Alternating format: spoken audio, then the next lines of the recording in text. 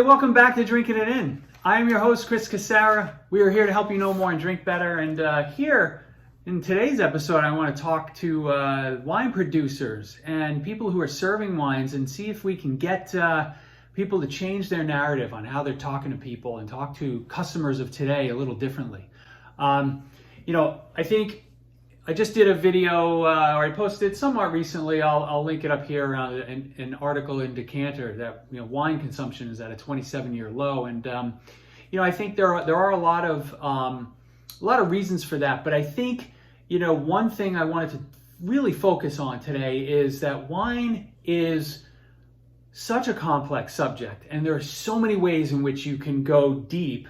But if you don't have a lot of knowledge, like picking a bottle or a wine off of a list is like a crapshoot, right? Because there is so much that can go into it. Now, I think in the past, the complexity in wine was one of the things that made it so special, and that's why people would always talk about the soil, the land, the winemaking techniques. This is being served at a proper temperature. But the bottom line today is most people don't give a damn about any of that stuff, right?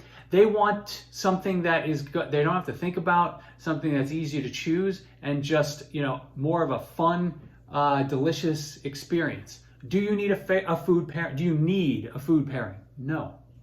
Do we need to talk about technical terms? Malolactic fermentation and pyrazines and terpenes? No. I think we need to, again, talk about wine being delicious, different, and an experience, and something that you can drink at any point in time, not only with a meal.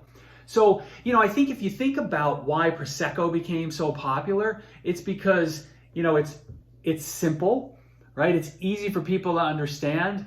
I think it symbolizes celebration at a price tag that's not quite anywhere near champagne. It doesn't need food, right? I mean, Prosecco is great with food, but it doesn't need food. And people are not necessarily always saying, okay, well, I'll have a Prosecco when I have something to eat. Prosecco and sparkling wine benefits also from being part of cocktails. So you don't have to, it's reasonable enough that you don't feel bad if you're mixing it into something, you're not getting all of the nuances. If you want to get nerdy and get really, gory winemaking details and location and that stuff with Prosecco, hey, you have Valdo Biadene, you have Cartese, different regions that you can get into. But for the most part, it's just a real fun thing you don't have to get too serious about.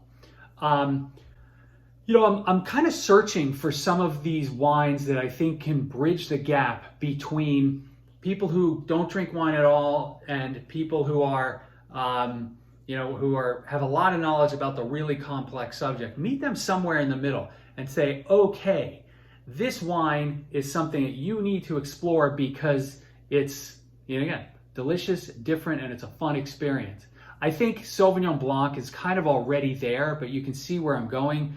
When I look at wines from Beaujolais and wines from Sicily, I think there's a lot of opportunity there for those to capture the new generation's imagination. So I'm gonna keep pressing on that. But I do think that winemakers, people who are selling wine, people who are making wine, need to talk differently to today's customers. I'd love to know your thoughts.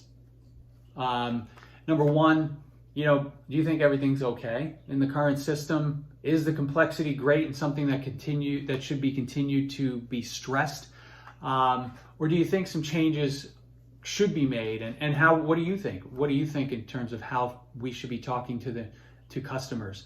And also, are there any wines that you see picking up the torch from Prosecco and Sauvignon Blanc?